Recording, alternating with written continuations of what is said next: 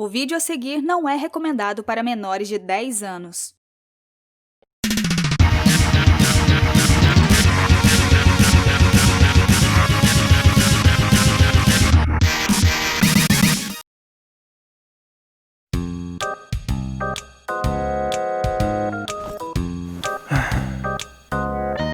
Cara, às vezes trabalhar é um saco.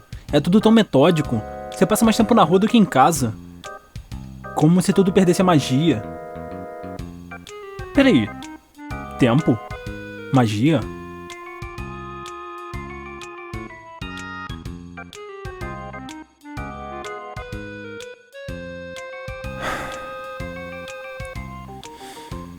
Eu tô pronto pra isso.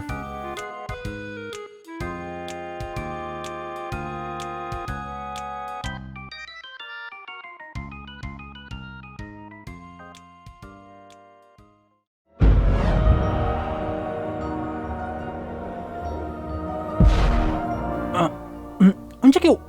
Quê? Harry Potter e a Pedra Filosofal do PlayStation 1? Tá bom.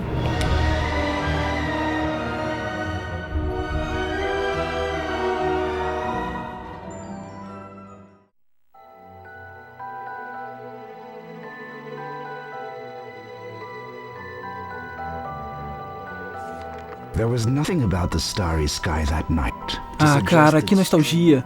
Eu tinha esquecido de como essas ilustrações são bonitas. Ah, essa música, essas vozes, esses... Ok.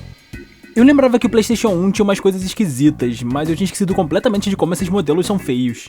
Cara, eu simplesmente amo a direção de arte desse jogo. Eu acho surpreendente como eles conseguiram fazer coisas tão bonitas na época. Harry Potter e a Pedra Filosofal do PlayStation 1 foi desenvolvido pela Argonaut Games e publicado pela Electronic Arts no ano de 2001. Vocês talvez já tenham ouvido falar sobre essa empresa, porque ela fez um jogo até que famosinho, um tal de Star Fox. Até hoje eu ainda acho os gráficos desse jogo impactantes. Parece que os desenvolvedores conseguiram tirar leite de pedra, tudo tão bonito. Exceto os modelos. Esses são bem zoadinhos mesmo. No final dos anos 90 e no começo dos anos 2000, muitas desenvolvedoras optavam por usar uma técnica de texturização um tanto quanto peculiar. Essa técnica consistia em fazer um modelo 3D de baixo número de polígonos e adicionar detalhes através de texturas. E isso funcionava perfeitamente bem, exceto quando os desenvolvedores decidiam botar uma foto mais realista ou uma pintura mais complexa no rosto dos personagens. A gente sempre acabava com os resultados bem esquisitos. GoldenEye 64, eu te adoro, mas me ajuda a te ajudar, né? Mas por incrível que pareça, eu acho os gráficos desse jogo muito bonitos. Eles são bem detalhados, a iluminação tem uma pegada sutil e mágica, conseguimos distinguir com clareza os objetos.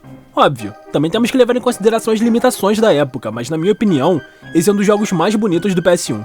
Tá certo que a modelagem do jogo deixa a desejar e como o PlayStation não era o melhor console do mundo para renderizar 3D, constantemente temos distorções na tela. Mas ainda assim eu acho que o visual desse jogo é maravilhoso, a direção de arte tá de parabéns, inclusive na escolha das músicas. Na maior parte do jogo a gente presencia o silêncio, mas sempre que entramos em um novo cenário somos acolhidos por melodias lindíssimas.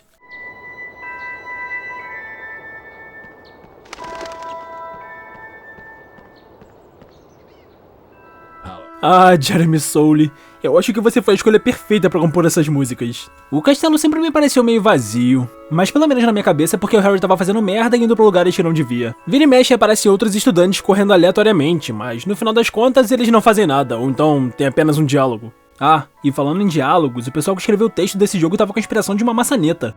Ei, Harry, lembra de mim? Sou eu, Ron Weasley. Aquele sonserino nojento do Draco Malfoy acabou de passar por essa porta com uma coruja debaixo do braço. Acho que era a sua coruja. Eu sei que eu podia ter feito alguma coisa, mas sabe como é, né? Meu brother, que droga de diálogo foi isso? Eu sei que é um jogo pra crianças, mas tinha que ter um diálogo tão tosquinho. Peraí, esse jogo foi dublado? Por que não vai chorando pra mamãe, Potter? Ah, é mesmo? Você não tem uma. Ok, isso foi cruel. Agora eu tô confuso. Quem foi que escreveu os diálogos desse jogo? Guy Miller e Simon Pipes. Ok, eu aposto que um deles era todo vamos fazer um jogo pra crianças. E o outro era mais pega fogo, cabaré! Mas é claro que a gente tem que levar em conta a época em que o jogo foi feito. Muitos jogos no final dos anos 90 e começo dos anos 2000 tinham seus roteiros bem zoadinhos. Nós tivemos alguns jogos que se sobressaltavam, como Ocarina of Time, Half-Life, Chrono Trigger, Final Fantasy IX...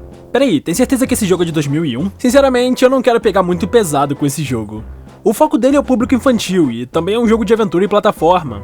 A forma como o enredo se desenrola é até interessante, mas a gente vê claramente que a história não é o foco. Hogwarts é um lugar muito esquisito. Você não dorme, você não come, chegou na escola pra estudar. O Harry não para quieto um segundo. Até antes das aulas o Harry tá aprendendo feitiços com um fantasma. Parece que o mundo é um caos em volta dele. Nós chegamos na escola, descobrimos que a nossa coruja foi sequestrada, salvamos ela. Opa, hora de praticar voo. Fazemos as aulas de voo, vamos pra aula de feitiços, arrebentamos um Sonserino no soco. Estudamos jardinagem, cumprimos tarefas ilegais pro Hagrid, somos convidados pro time da escola e... Meu Deus do céu, Harry, você tá bem? Alguém dá uma folga pra esse menino? Harry, aceita um chazinho? Eu sempre achei esquisita a forma como esse cenário foi construído. A gente tem vários cenários importantes, como o Grande Salão, as Masmorras, a Floresta Proibida. Temos até o Gringotts e o Beco Diagonal. Pra mim é como se o mundo funcionasse como um Hub Road. Todas as missões do jogo são imensos corredores cheios de desafios, mas o que manda mesmo é a entrada das fases. E é praticamente como se o jogo fosse dividido em levels. Mesmo tendo esse Hub World e as fases sendo corredores, o jogo conta com muitos segredos. E meu Deus, eu amo os segredos desse jogo. Tá bom, não dá pra chamar muito bem de segredos, são mais passagens escondidas e elas nem são tão escondidas assim. Mas eu achava muito gratificante quando eu achava algum segredo. Espalhados no mapa existem diversas passagens secretas, mas no final das contas é bem fácil de achar. Elas estão sempre atrás de estantes que você pode empurrar, um pedaço da parede que tem uma cor ou textura diferente, e sempre atrás delas você encontra minigames. Pois é, o jogo tem mecânicas bem variadas. Nós podemos correr, pular nos aproximando das beiradas, mirar manual ou automaticamente e lançar feitiços. Cada feitiço tem um local específico para ser usado, e quando estamos livres ou navegando pelos cenários, temos o Flipendo como feitiço base. Nós também temos os locais onde não podemos usar feitiços, mas o jogo não para por aí. Além do controle padrão do personagem, temos também os controles de voo quando estamos na vassoura, e também temos alguns minigames específicos. Embora a maioria dos minigames sejam missões diferentes usando as mecânicas padrões do jogo, alguns deles apresentam mecânicas completamente diferentes. Temos minigames de tirar o alvo, minigames de música onde temos que apertar os botões na hora certa, e também temos o infame minigame do carrinho. Que ódio dessa parte! Nesse minigame temos apenas 3 controles: inclinar para a esquerda, inclinar para a direita e travar o carrinho. Na teoria não parece tão difícil, né? Você inclina para um lado, inclina para o outro, pega os itens... Molezinha, né? Ah, meu amigo, você tá muito enganado. Esse minigame foi planejado pelo próprio Lúcifer enquanto cagava no trono. O que realmente quebra nele é a gente ter que usar a física do carrinho, mas tendo que levar em conta o delay da movimentação. Por exemplo, em alguns momentos você tem que girar em 360 graus para pegar todas as moedas, mas aí temos algumas complicações. A primeira dela é que se você conseguir aproveitar o embalo, com certeza vai pular algumas moedas. A segunda é que se o carrinho estiver em repouso, ele não tem força para dar a volta completa. E por último, a velocidade do carrinho e o frame rate do jogo não ajudam em nada. Resumindo, você tem que decorar ou prever quando e como as moedas aparecem, virar o carrinho um pouquinho pro lado oposto, voltar aproveitando o embalo para dar uma volta milimetricamente calculada. Acelerou de mais ou de menos, meu amigo? Você tá ferrado, vai ter que fazer tudo de novo. E essa nem é a pior parte. Completando cada minigame opcional e também alguns da história, você ganha uma figurinha dos bruxos e bruxas famosos. No total existem 17 figurinhas e algumas podem ser encontradas no mapa e outras apenas em minigames. Quando eu era criança, eu sempre terminava o jogo com umas 14 figurinhas e eu nunca entendi o porquê. Vai ver que tem algum segredo que eu ainda não tinha descoberto e...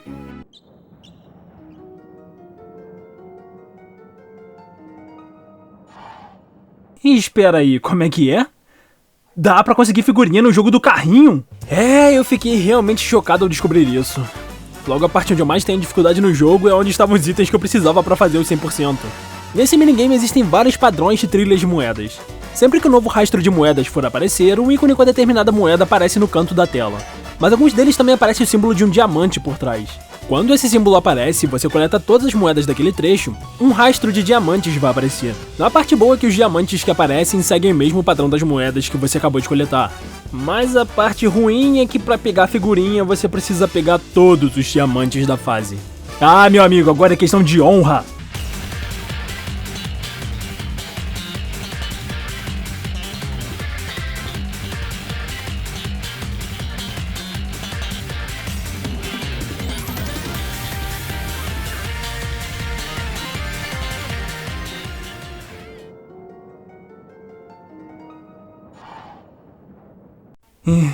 Eu consegui.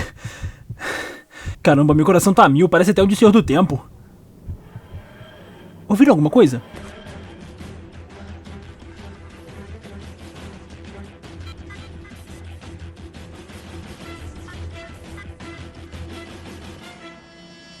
Droga, eu esqueci que viagem no tempo tem dessas coisas.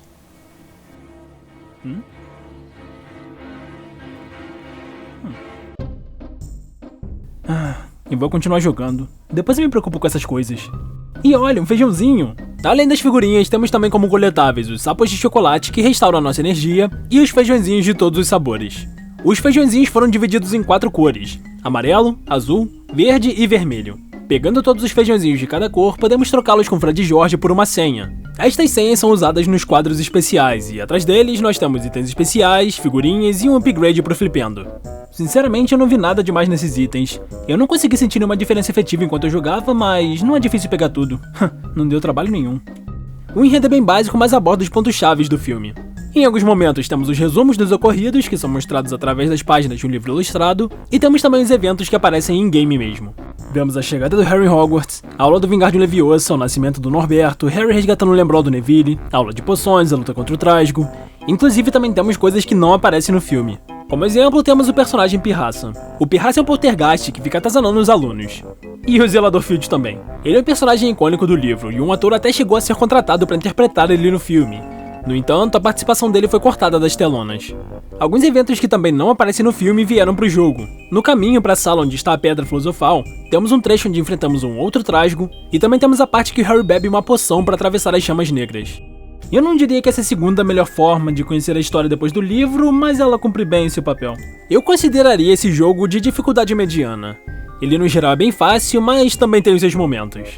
A parte de guiar o carrinho na mina, ou então de coletar as penas do pavão, são um porre de passar e o frame rate não ajuda em nada. Mas no geral é um jogo bem simples de se jogar. Eu acredito que uma criança de 10 anos já tem a coordenação suficiente pra jogar essa belezinha. Agora que eu tô parando pra pensar, esse é um dos poucos jogos que eu acho que não tem nada demais, mas que eu recomendaria pra qualquer um. Eu facilmente recomendaria ele pra um amigo, pra um primo, pra qualquer um que ousasse se aventurar no universo de Harry Potter. E vocês devem estar se perguntando o que acontece quando você pega todas as figurinhas, né? Vamos lá, eu também tô doido pra descobrir. Quando a gente pega todas as 17 figurinhas, após a luta contra o chefe, as coisas parecem correr normalmente. Harry tá na enfermaria se recuperando, Dumbledore passa pra dar um alô, e é aí que as coisas mudam. No final convencional, o livro vira mais uma página e o Harry já está no grande salão para a cerimônia da Taça das Casas. Porém, se tivermos coletado todas as figurinhas, Rony aparece na enfermaria e entrega pra Harry uma figurinha nova. Harry Potter, o menino que sobreviveu. Depois disso, Rony diz a Harry que o ano ainda não acabou e ainda falta uma partida de quadribol contra a Sonserina. Essa é uma partida como todas as outras. Não tem nada de diferente e... Ah, olha só, eles trocaram um Quirrell por um boneco genérico. Opa, espera aí! Aquilo ali é um professor sem cabeça? Snape, você tá legal? Depois do jogo, o livro volta pro seu curso normal, como se Rony nunca tivesse ido à enfermaria. Daí os créditos ficam passando enquanto nós olhamos pra essa salinha... O que é bem relaxante no final das contas. Nós assistimos a cerimônia de pontos da casa, a Grifinória ganha, a galera aplaude...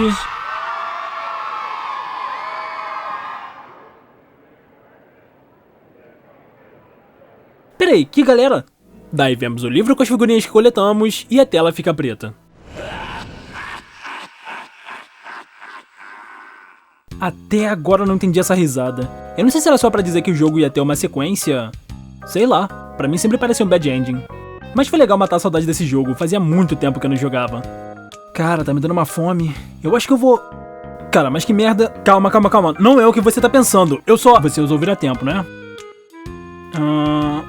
Sim. Ah, eu não te julgo. Isso é algo que eu faria. Farei? Pô, tu tá parecendo aquele nerd gringo do YouTube. Eu não tô, não! Eu tô? Enfim, a mãe e o pai estão viajando, tem pizza na geladeira e eu tô indo pra casa do Strike. Se for sair, tranca a porta e dá comida pro gato, já é? Já é. Valeu. Ô, você vai me deixar aí sozinho? Ô, Riel! Me avisa quando voltar pra gente ver um desenho. Parece que as coisas vão ficar bem esquisitas por aqui.